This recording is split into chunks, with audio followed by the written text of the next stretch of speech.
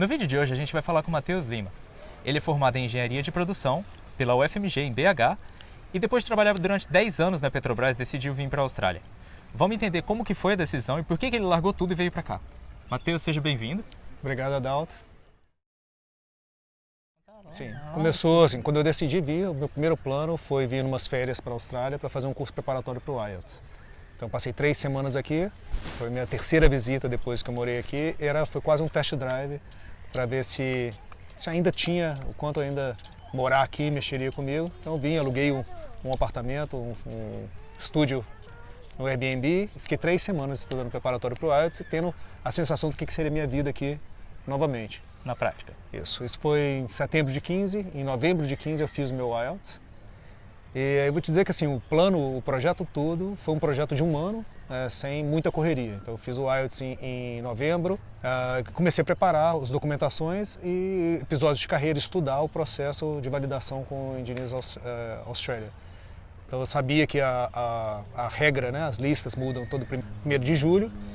Então eu queria terminar, fazer o application no primeiro semestre. Então aí eu comecei a escrever os episódios de carreira e coletar as informações para aplicar para o visto. Então o resultado do IELTS, como as pessoas sabem, o sistema de imigração é por pontos. Eu tinha uma meta de tirar acima de 7 em todas as 4 habilidades, de 9. Para conseguir fazer o application sem precisar do patrocínio de New South Wales. Então eu tinha. E aí você queria fazer a aplicação do Skill Visa normal? O Skill Visa, o Independent, que seria o melhor para mim, porque eu queria de repente vir e poder aproveitar a melhor oportunidade de emprego que eu tivesse aqui em Sydney ou em Melbourne, que eu sei que é um lugar muito forte para engenheiros também. Então era o primeiro alvo. Se eu não conseguisse a nota que eu tinha no IELTS, sem os pontos do IELTS, eu conseguiria com 5 pontos do patrocínio de New South Wales passar a pontuação mínima e poder aplicar. E como que foi o processo para a aprovação do seu diploma de engenheiro aqui na Austrália? Bem, o CDR com o Engineers Australia tem uma matriz lá, tem vários acordos internacionais que infelizmente o Brasil não participa de nenhum, então ou graduado aqui ou em algum lugar que tem um acordo, a gente acaba caindo sempre no via CDR. CDR que é o Competency Demonstration Report, então é um relatório de competências técnicas, vamos dizer assim. E ele consiste basicamente em você trazer o seu currículo, um documento que eles chamam onde você comprova o seu contínuo desenvolvimento, e o núcleo dele são 3 episódios de carreira em que você demonstra as habilidades que eles esperam de um engenheiro. Então, baseado no currículo dele, na expectativa do mercado, a visão do Engineers Australia, do CREA daqui, o que é ser um engenheiro. Então, o núcleo do trabalho é esse, você escolher 3 episódios e redigi-los. Tem uma estrutura que eles sugerem, tem um mínimo de palavras de 1000 palavras cada um, mas você acaba escrevendo mais que isso para poder cobrir todo o escopo que eles querem ver. E o mais interessante foi que, na verdade, você aplicou para uma engenharia que não era a sua engenharia de formação pelo nome, né? Isso, na verdade, sim, as duas engenharias eles têm uma profissão qualificada lá de Production Plant Engineer, que é muito ligada à experiência de chão de fábrica mesmo, planejamento e controle da produção. E uma outra que chama Industrial Engineer, que é mais ligada à otimização de processos, logística, etc. E minha experiência de trabalho foi mais nessa linha. Então encaixou melhor e foi a minha opção. Apesar das duas estarem na lista, eu achei que seria mais indicada para mim, a que melhor se enquadrava, se adequava ao tipo de experiência que eu tinha. Isso é uma coisa interessante porque é uma coisa que o Matheus estava falando para mim que eu não tinha a menor ideia.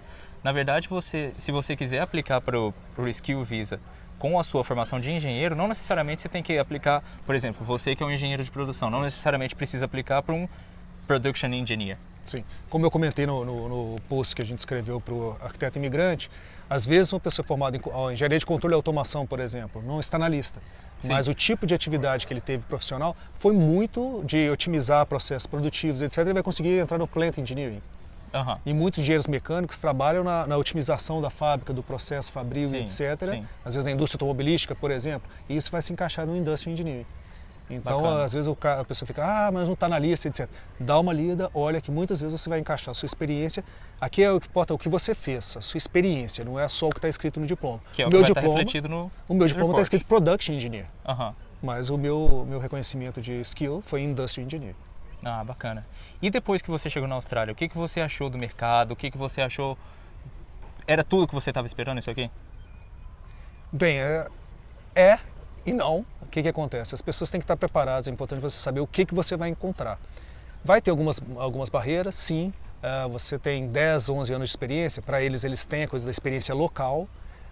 É um passo de carreira que você tem que estar preparado a dar um passo, dois para trás para tentar dar um ou dois para frente e enxergar o movimento além da esfera profissional só. Então é o que a gente fala, o quanto a gente está disposto a investir e o quanto, vamos dizer assim, de humildade você tem no limite do quanto você pode ser humilde ou se diminuir. Sim. Então é importante você saber estar preparado para isso, o investimento que você quer fazer, que às vezes é trabalhar um ano numa posição mais baixa, é pegar um trabalho mais operacional do que você fazia. Então é importante, uma coisa que eu sempre comento, eu não saí do Brasil, eu vim para a Austrália.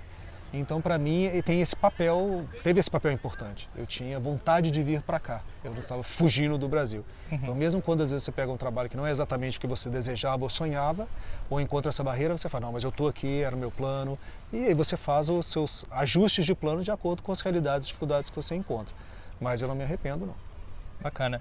E em relação ao paralelo de trabalho, como que você acha que é para um engenheiro desempenhar a função dele dentro da Austrália em comparação com o que ele desempenhava no Brasil? Você acha que assim é só uma questão de conhecimento de alguns detalhes locais, mas o cerne da profissão é o mesmo? Ou você acha que quando você vem para cá para exercer a função de engenheiro, você tem que aprender tudo de novo? Não, o que eu vejo é o seguinte, quanto mais júnior você é, mais próximo do que eles esperam você está. Que aqui na Austrália dificilmente, tirando as vagas mais entry-level, ele quer um engenheiro civil inicialmente. Fora isso é muito o que você fez. Por exemplo, como engenheiro industrial, eu dificilmente vou achar um anúncio para Industrial Engineer. Então vai estar escrito Logistics Engineer, engenheiro de logística, vai estar escrito Planning Engineer, vai estar escrito Production Manager. É sempre uma coisa nesse sentido, entendeu? Sim. É muito mais ligado ao que você faz. Então a minha experiência de trabalho aqui por um ano foi como Materials Manager, sim, na área de logística, que é um gestor de materiais. Então era toda a parte logística, de procurement, previsão de demanda, ordem de compra, própria localização de produtos, posição de estoque, tudo isso. Mas se eu procurasse como engenheiro industrial, essa vaga não estaria lá. Então é importante você saber essa questão. Enquanto no seu dia a dia na profissão, você aplicava exatamente as ferramentas que você usava no Brasil, que você aprendeu na sua vida profissional no Brasil. Você aplica o mesmo conhecimento, tem uma diferença, o trabalho que eu tive aqui, como eu disse, é passos atrás no sentido de mais operacional. Então eu fazia muitas transações no SAP por boa parte do meu tempo, e eu já estava, vamos pensar assim, no momento da minha carreira que eu estava pensando o processo logístico, evoluir o processo logístico, vamos dizer, com mais conhecimento da faculdade, mais cabeça e menos dedos. Entendi. E, na verdade, eu estava com uma primeira experiência que foi mais operacional mesmo, mais transações no SAP, etc., porque eu tive que aprender essa parte, que não é algo que eu fazia com grande agilidade, de transacionar. Mas o seu conhecimento ali, você começa muito rapidamente entregar mais resultado, seu conhecimento vem depois. Você tem um ponto de partida. Sim, mas você tem que realmente saber que vai ter uma adaptação e provavelmente vai ser uma adaptação na direção do mais júnior comparado ao que você fazia no Brasil. Eu acho que é realista esperar isso. Bacana. Então tá. Você falou pra gente um pouco de como foi a parte do processo da validação do seu diploma, você falou do processo do IELTS. Então, no total, do começo ao fim do processo, quanto tempo demorou para você, do início do processo até o dia que você recebeu a resposta positiva? Bem, eu tenho aqui um timeline que eu já tinha preparado. O meu processo como um todo foi um ano, mas eu diria que é realista pensar em 10 meses. Então, eu fiz o IELTS em novembro de 15, preparei todos os episódios de carreira e documentos, o application mesmo em Engineers Australia, que depois que você já escreveu todos os episódios e tudo que você faz, foi em final de julho de 2016, dia 30, e o resultado já reconhecendo minha qualificação já com tempo de experiência que eu solicitei, foi em 7 de setembro do mesmo ano, de 16. Eu fiz o interesse, né? Vocês falam da demonstração Expression of Interest, essa expressão do seu interesse em migrar junto ao governo, na data de 9 de setembro, exatamente quando eu recebi o resultado do Engineers Australia, já ansioso, claro. E o convite veio 5 dias depois, então foi bem rápido. Nossa, foi bem rápido. Foi bem rápido. Eu acompanhei as rodadas de convite e coloquei meu Expression of Interest logo antes mesmo.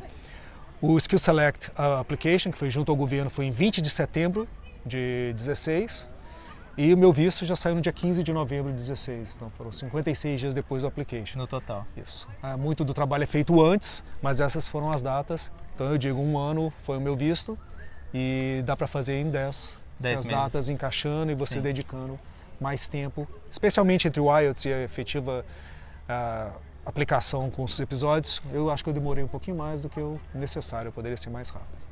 E se você tivesse uma dica que você pudesse dar para alguém que está pensando em vir para a Austrália agora, começando a fazer todo o planejamento, qual dica seria essa? Tem uma pessoal que é, pega umas férias, vem aqui, passa 3 semanas como eu fiz, aproveita para fazer um preparatório para o IELTS, você vai sentir o que é viver aqui.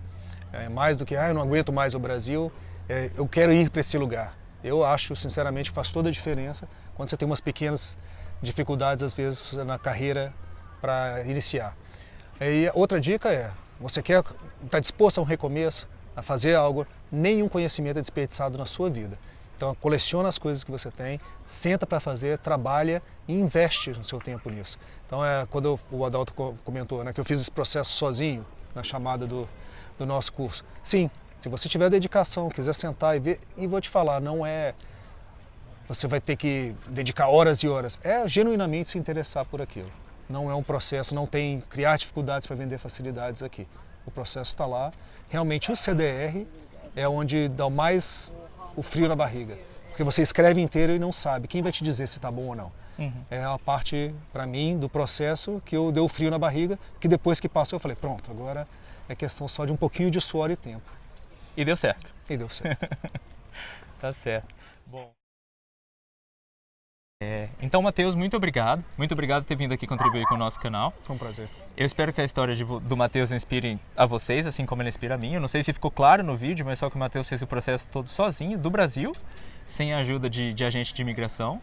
Então, para vocês que estão pensando em aplicar daí, existe uma luz, existe uma possibilidade. E o Matheus é um novo parceiro do site. A gente em breve vai organizar um workshop de validação de diploma para engenheiros. Então fiquem atentos que a gente vai lançar. E semana que vem vejo vocês aqui no canal para uma nova entrevista. Até lá! Obrigado.